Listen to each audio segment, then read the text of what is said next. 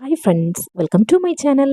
இன்றைக்கி நம்ம சேனலில் ரொம்ப சுவையாக பீட்ரூட் அல்வா எப்படி ஈஸியாக டக்குன்னு செய்கிறதுன்னு பார்க்கலாம்.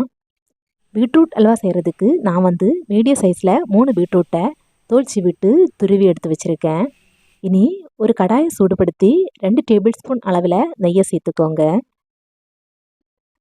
நெய் சூடானதும் தேவையான அளவு முந்திரி பருப்பு சேர்த்து வறுத்து எடுத்துக்கோங்க. முந்திரி பருப்பு இந்த மாதிரி செவந்து வந்ததும் ஒரு பிளேட்டில் எடுத்து வச்சுக்கோங்க.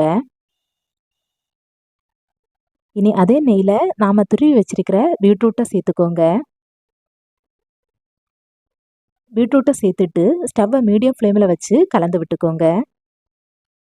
பீட்ரூட்டில் இருக்கிற ஈரப்பதம் பச்சை வாசனை போகிறது வரைக்கும் நல்லா கலந்து விட்டுக்கோங்க. இந்த பீட்ரூட் அல்வா டக்குன்னு செஞ்சு முடிச்சிடலாம்.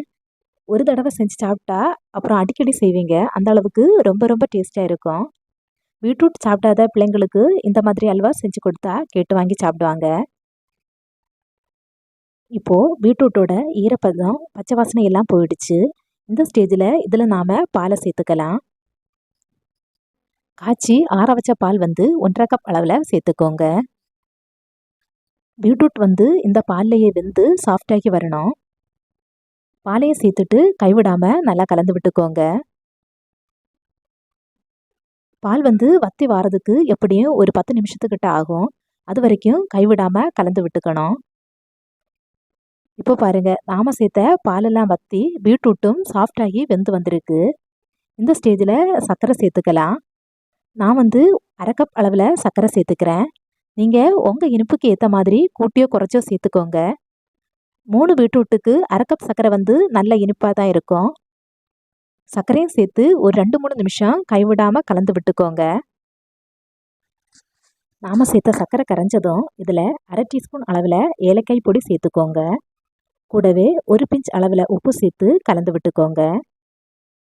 கலந்து விட்டுட்டு 1 டேபிள் ஸ்பூன் அளவில் நெய்யை சேர்த்து கலந்து விட்டுக்கோங்க. நெய்யை சேர்த்து கலந்து விட்டுட்டு கடைசியாக ஏற்கனவே நாம் வறுத்து வச்சிருக்கிற முந்திரி பருப்பையும் சேர்த்து கலந்து விட்டுக்கோங்க.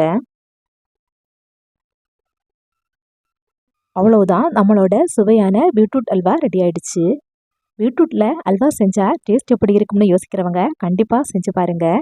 டேஸ்ட் சூப்பராக இருக்கும். இதுவரை பீட்ரூட் அல்வா செய்யாதவங்க செஞ்சு பார்த்துட்டு எப்படி இருந்துச்சுன்னு கமெண்ட்டில் சொல்லுங்கள். வீடியோ பிடிச்சிருந்தா லைக் பண்ணுங்கள், ஷேர் பண்ணுங்கள், கமெண்ட் பண்ணுங்கள். மறக்காமல் சேனலை சப்ஸ்கிரைப்